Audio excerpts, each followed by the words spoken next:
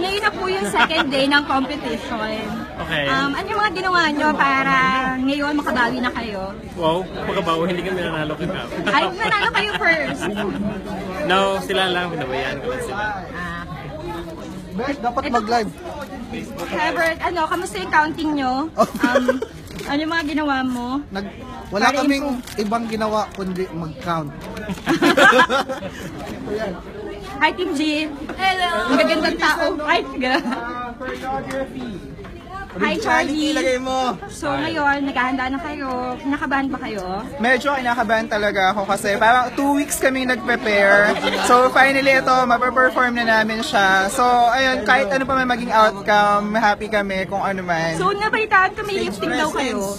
Napakaganda nung ililift namin, napaka-sexy. So feeling ko ayun talaga yung magpapanalo. Oo.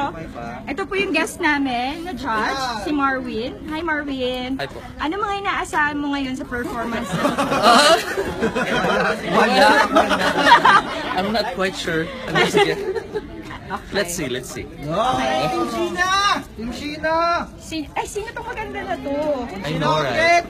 Okay, anong masasabi mo ngayon nga naghanda ang support para sa competition na to? Ano ba yan? Laging ganito?